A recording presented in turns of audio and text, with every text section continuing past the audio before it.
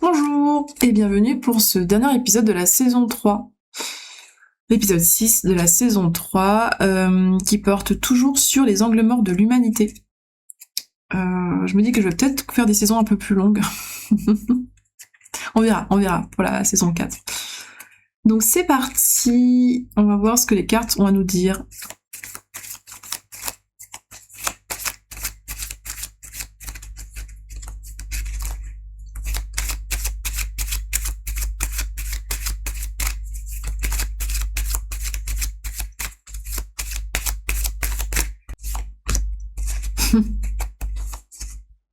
Allez, on se débrouillera avec ça.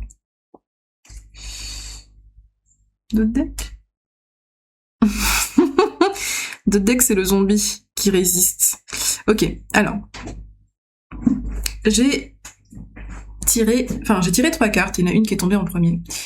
Donc il y a 4 cartes. La première, c'est un tourbillon, une liane qui tourbillonne avec en fond une toile d'araignée dans le noir.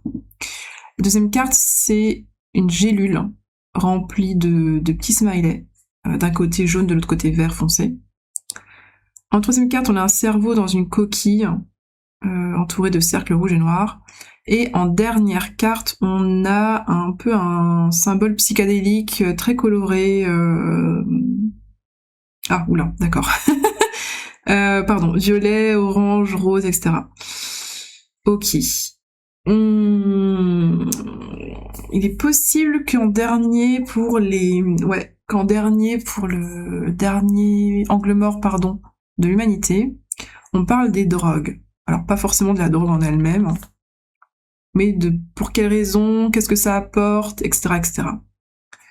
Donc là, comme ça, rapidement, je pourrais dire, on s'enfonce dans un schéma répétitif, parce que c'est ce qui m'est venu à l'esprit. On prend des médicaments, que ce soit des médicaments, on va dire, légaux ou non, peu importe, pour que le cerveau puisse sortir d'un monde horrifique qu'on s'est créé, plus ou moins, et ensuite vivre dans une forme d'illusion, où au moins, ici, on est bien. Ok.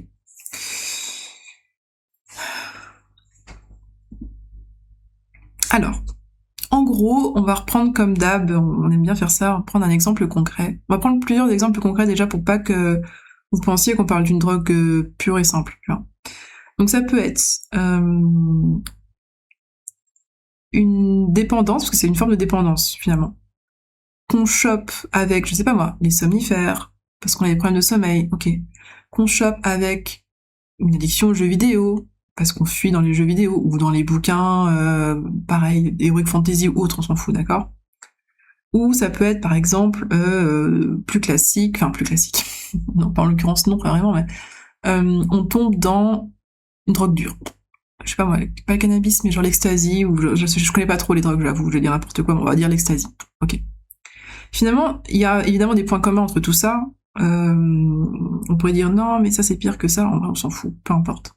Le fait est que comment on en arrive là, comment on arrive à ingérer cette chose, qu'elle soit bonne ou mauvaise dans notre esprit, le fait est qu'on ingère un produit qui va nous aider. D'accord ? Je parle pas d'un simple rhume ou pour un médicament, ok ? Je parle vraiment, on a un souci psychologique, entre guillemets, on a un problème psychologique.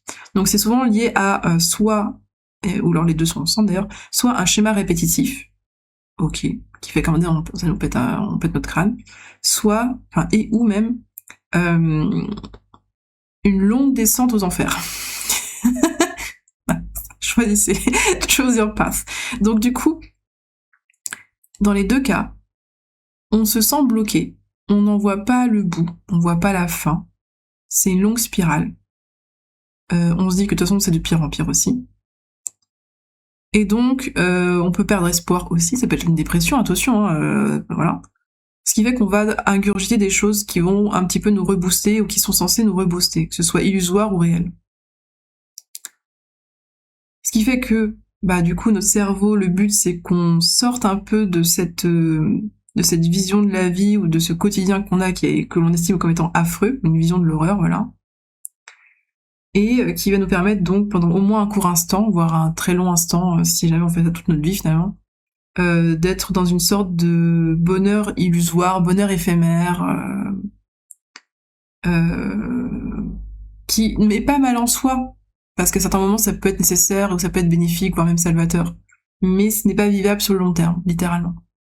Donc du coup, reprenons avec des exemples. On va reprendre les 3 exemples que j'ai donnés. Et je vais essayer d'un petit peu de vous faire comprendre pourquoi est-ce les 3 finalement sont similaires alors qu'ils ont l'air assez opposés les uns aux autres. Le premier, on va prendre, c'est Paul. Paul qui a besoin de somnifères ou à peu près pour dormir la nuit parce qu'il est en insomnie, ou quasiment.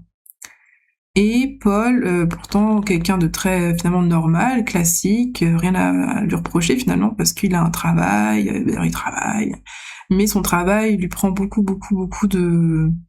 d'énergie, que ce soit mentale ou physique, enfin surtout mentale on va dire, et il en vient du coup à être anxieux, très anxieux dans la vie, très anxieux vis-à-vis de son travail, à être autocritique, à se juger très durement, et peut-être même à juger aussi les autres, au bout d'un moment très durement, à se rendre compte que par exemple quand il fait beaucoup de travail au taf, et qu'en plus il a pas de reconnaissance, et que c'est, je sais pas moi, Jean-Bob qui lui a pris un petit peu son succès, bah c'est une forme de blessure de trahison qui rajoute une couche, ce qui fait que vraiment il est sous tension constante, et il finit le soir par ne même plus être détendu, tu vois, il n'arrive pas à vivre détendu, il ne sait même plus ce que c'est qu'être détendu. Et il a besoin de prendre, par exemple, des calmants et ou de prendre des effets ralgants peut-être très souvent aussi, mais des flûtes. De quoi dormir. J'ai plus le terme, j'ai dit juste avant, c'est pas grave. Donc, tu vas me dire, en soi, c'est chiant, c'est sûr que c'est chiant, mais bon, ça peut aider, des fois, quand on a des maux de tête, enfin, je dirais, il y a plein de gens qui peuvent être comme Paul, tu vois, genre, c'est pas le seul au monde, ça peut être vu même presque comme normal. Eh ben non, c'est là où il y a c'est là où le bas blesse, c'est là où il y a l'erreur, justement, de jugement, c'est que ce n'est pas normal du tout. Et que déjà, à ce niveau-là, il faut se dire, j'ai pris un médicament, entre guillemets, j'ai un médicament, mais ça peut être autre chose. J'ai pris un médicament pour aller mieux, c'est temporaire, mais c'est pas censé être sur le long terme. Donc, où se trouve le mal pour que je puisse le guérir lui, faire en sorte qu'il soit moins nocif, néfaste et moins symptomatique, ok d'accord, et que à terme je n'ai plus besoin de médicaments, ou en tout cas de moins en moins. Mais bon, continuons avec Paul. Paul, du coup, il pète son crâne littéralement parce que la nuit, soit il arrive plus ou moins à dormir, merci les médocs, soit il n'y arrive pas, puis il se dit aussi, non, c'est pas une vie de bouffer des médocs tous les soirs pour dormir, enfin j'ai bien conscience que c'est pas censé être sain. Il aurait évidemment essayé les infusions et les autres trucs, mais bof. Et du coup, il va littéralement plonger dans une forme de mal-être, peut-être même d'énervement, de colère vis-à-vis de la vie, vis-à-vis des autres, parce que quand on dort pas beaucoup et que on est sous tension extrême ou pas, mais tension constante, tu doutes bien que on n'est pas forcément joyeux, on n'accepte pas tout facilement, etc. Et il va peut-être se réfugier, je ne sais pas trop si c'est le cas, hein, mais peut-être qu'il va se réfugier du coup dans une forme de drogue par la suite. Donc peut-être boire un petit peu le soir, boire avec ses potes, oublier avec des divertissements un peu vite fait, se dire qu'après tout, de toute façon la vie c'est que ça, et essayer de trouver des plaisirs un peu illusoires, ou peut-être avoir des espoirs très élevés, ou des idéaux très élevés, mais qui sont inaccessibles, enfin voilà. Il y a tout un truc qui va même pas l'aider finalement à concrétiser, à guérir tout ça en fait. Il part juste un peu plus loin. Il essaye, mais il part juste un peu plus loin. On voit bien que Paul, c'est un angle mort énorme d'humanité, en fait. Hein. C'est vraiment un angle mort dès le début, parce que, en fait, la solution serait de reprendre la première carte, avec le tourbillon de Liane, et de remonter ce tourbillon en se demandant pour quelle raison, à quel moment, qu'est-ce qui a fait que je suis tombée aussi bas. Et t'essaies de remonter, de comprendre à cause de quoi, comment j'étais avant, qu'est-ce qui a fait que... Et de remonter un peu en arrière en se disant que non, avant j'étais pas forcément naïf, non, avant j'étais pas forcément con, non, avant j'étais pas forcément, je sais pas, quelqu'un de pire qu'aujourd'hui, tu vois, non. S'il y a des choses à garder, des choses à enlever, mais je vais m'arrêter ici avec Paul. Mais disons que c'est... Ouais, démêler la pelote de laine, essayer en tout cas, et se faire aider, parce que des fois on se dit aussi que l'aide c'est les médocs, c'est les psys, c'est la science, et des fois il y a des choses un peu plus, on va dire ésotériques, mais même au-delà de ça, un peu plus peut-être poétiques aussi, tu vois, qui peuvent nous aider. Mais bon, on n'a pas aussi envie d'écouter autrui, enfin il y a plusieurs raisons. Bon, partons sur le deuxième exemple qui était qui était l'addiction aux jeux vidéo. On va prendre cet exemple-là, on va l'appeler Bobby.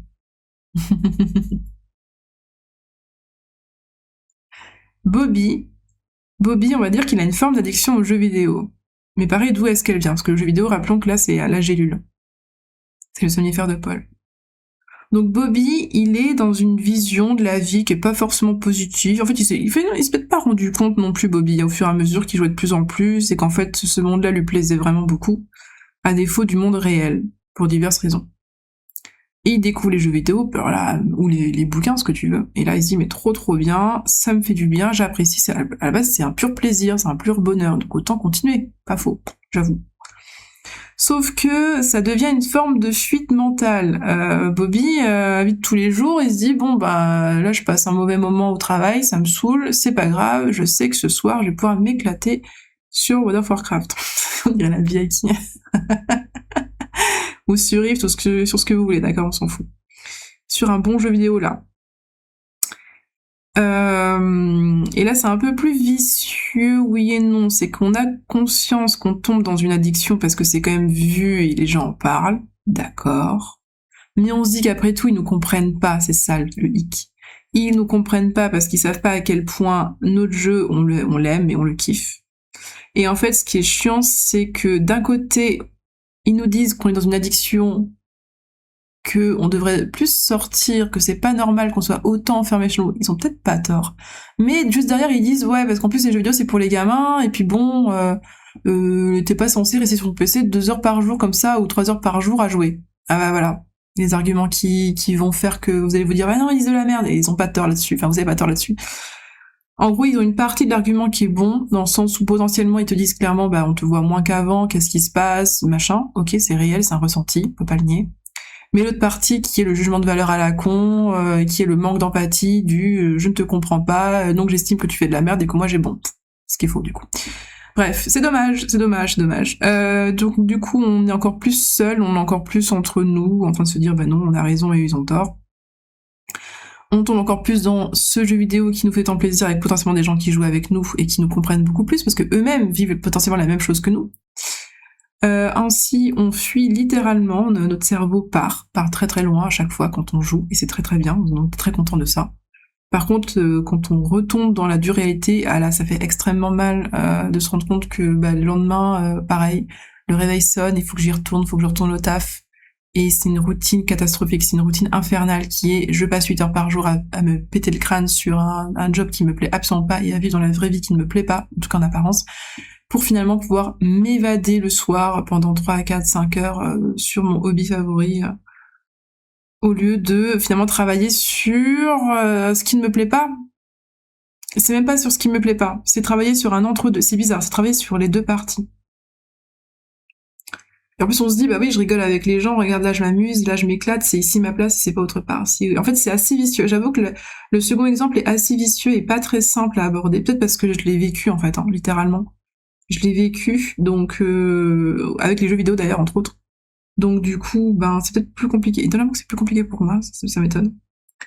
La solution là serait... Je vais pas l'exposer entièrement dans cet épisode de toute façon, parce que j'ai la flemme. Mais là, la solution serait en gros de travailler sur un peu l'addiction en elle-même, de se dire, bon, j'essaie de réduire un petit peu mes heures, parce que j'avoue, faut pas déconner, je vais enlever une demi-heure par jour, et pendant une demi-heure, je vais faire autre chose. Ça peut être un manga, ça peut être une série télé, d'accord? Le but, c'est pas juste de dire, ah non, pas d'écran. Non. C'est de changer l'activité. Ok? De changer l'activité. Même au tout début, au pire, ce que vous pouvez faire, c'est de dire, au lieu de faire que du donjon pendant 4 heures chaque jour, c'est quoi? Je vais enlever une demi-heure de donjon, et je vais faire une demi-heure de craft, ou une demi-heure d'exploration de quêtes, où je vais vraiment lire les quêtes. Ça peut être ça au tout début, si vraiment vous êtes en mode non, faut que je reste dans mon jeu vidéo, ok. Commencez à explorer autre chose dans votre jeu, à faire autre chose dans votre jeu, puis après, pourquoi pas essayer de sortir un petit peu de votre jeu à moitié, vous pouvez après commencer à créer un projet en rapport avec votre jeu, qui est par exemple, je vais lister tous les artefacts que j'ai dans ma banque pour les mettre sur le forum, tu vois. Tu restes dans l'univers du jeu vidéo, mais ton activité est différente. Donc déjà, comme on a dit, travailler sur l'addiction entre guillemets en elle-même. Je rappelle que je suis pas médecin, hein. Je ne suis que voyante. Donc travailler sur l'addiction en elle-même et en même temps travailler évidemment sur ce qui vous pète le cul, sur ce qui vous saoule, donc potentiellement votre quotidien ou votre travail ou tout ça. Et là, vous dire, pareil, je vais essayer de changer un petit truc. On peut commencer avec un truc un peu douillet. Je vais ramener ma tasse préférée au travail. Comme ça, je me sentirai déjà un petit peu mieux quand je verrai ma petite tasse, même si elle est à l'effigie de votre jeu vidéo, on s'en bat les couilles, d'accord. Voilà. Essayez de ramener un peu de plaisir à votre travail. J'ai pas pour aimer votre travail, mais pour vous sentir un peu mieux, un peu plus en confiance, un peu plus chez vous, reprendre le territoire qui vous est dû, en fait, hein, votre travail, vous avez un poste, c'est pas pour rien.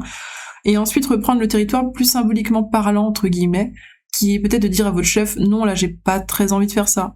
Ou alors, j'ai fait ce travail-là, mais je vais quand même partir un peu plus tôt. Enfin, essayez de grappiller un peu votre territoire à nouveau. D'agir, en fait. Pas de juste subir, mais d'agir.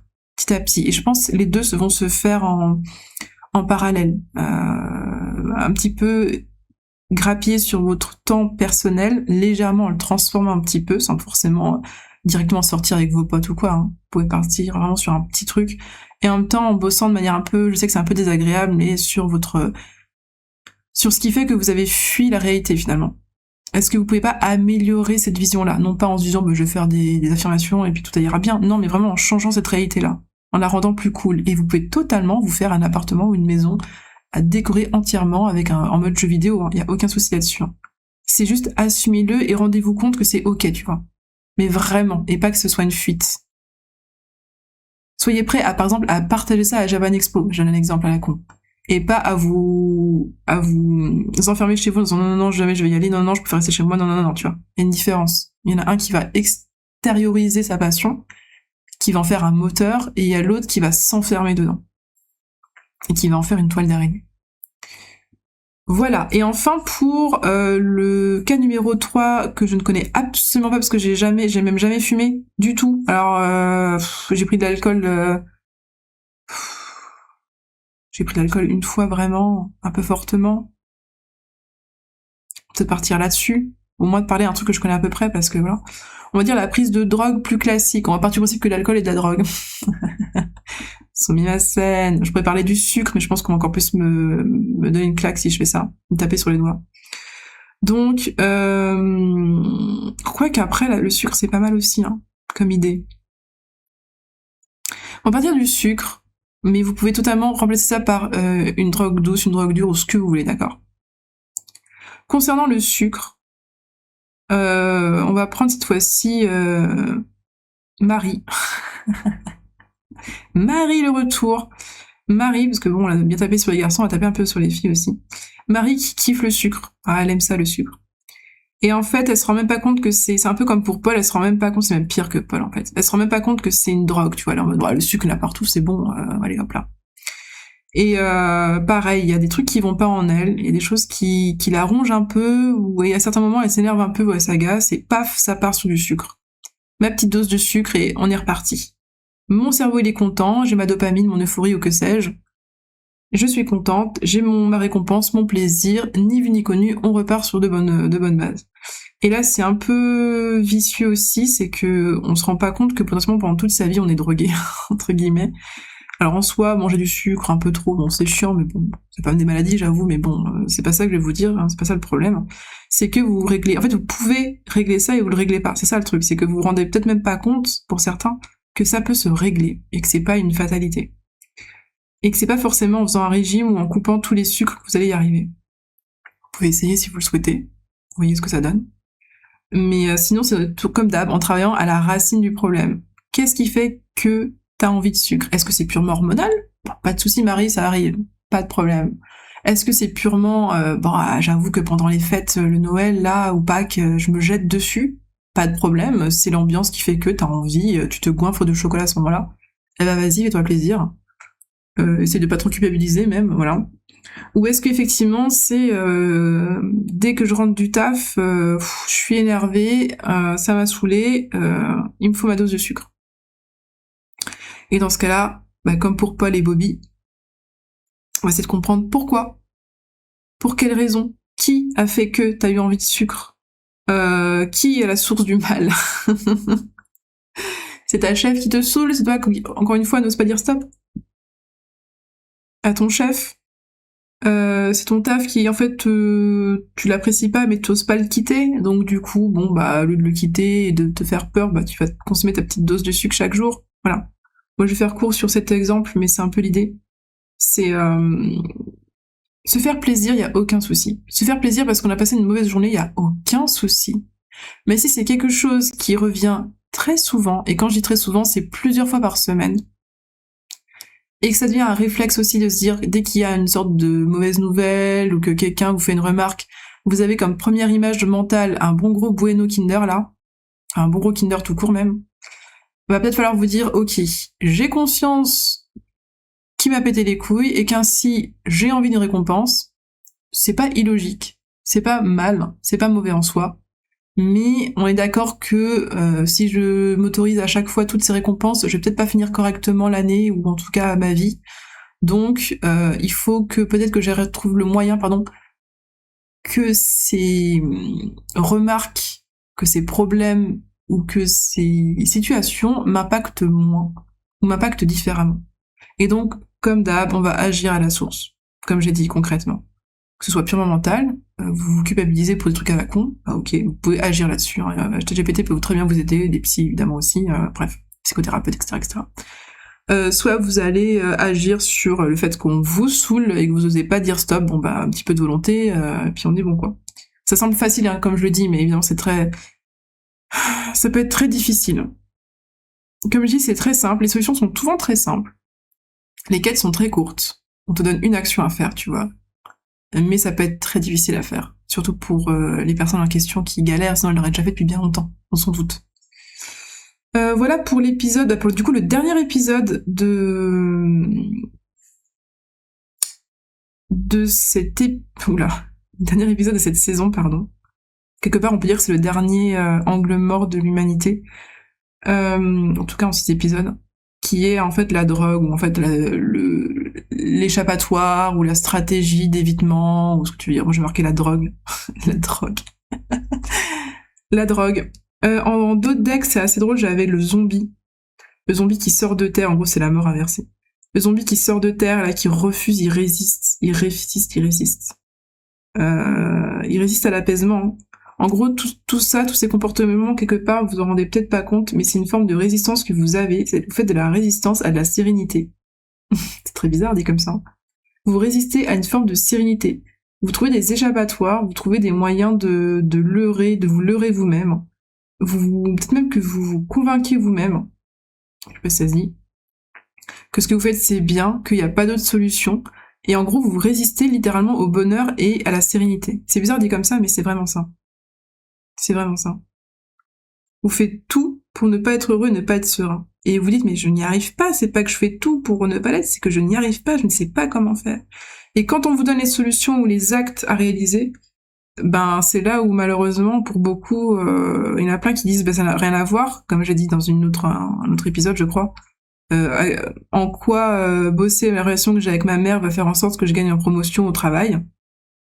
Et pourtant, qui vont dire c'est trop bizarre ce que tu me dis, ça n'a absolument aucune logique, ça n'a rien à voir, donc non, je ne vais pas dire ce que tu me dis. Bon bah tant pis, hein, c'est pas grave, hein, tant pis pour toi en vrai. Et l'autre partie qui va se dire non, la solution est beaucoup trop simple, ça pue, ça ne peut pas être aussi simple que ça. Ils vont juste du coup renier la facilité. Ok. Et pardon, troisième cas aussi potentiel, ceux qui ont pas mal d'ego et qui refusent de voir les problèmes qu'ils ont, ou qui refusent de comprendre qui refusent d'admettre en fait que leur vie n'est pas forcément parfaite et que c'est résolvable et qu'ils ont effectivement des problèmes et que c'est pas grave parce qu'on en a tous. Voilà. Ça c'est ce contrôle d'ego, pareil, c'est pas grave. Un jour l'ego sera peut-être brisé d'une manière ou d'une autre. Ou alors ils vont s'en rendre compte de la douceur. Peut-être aussi. Bon, sur ce, je vous dis à la semaine prochaine pour la saison numéro 4, qui va se dérouler en je ne sais combien d'épisodes. J'aimerais en faire un peu plus que 6, parce que je trouve ça un peu court, 6 épisodes par saison seulement. Donc on va voir comment on fait. Je vous dis, portez-vous bien. Bonne semaine à tous. Bonne fin de semaine. Bonne demi-semaine. Bref. Et attention aux drogues, j'en peux plus. C'est ironique, évidemment. Enfin, c'est drôle, enfin, peu importe. À plus!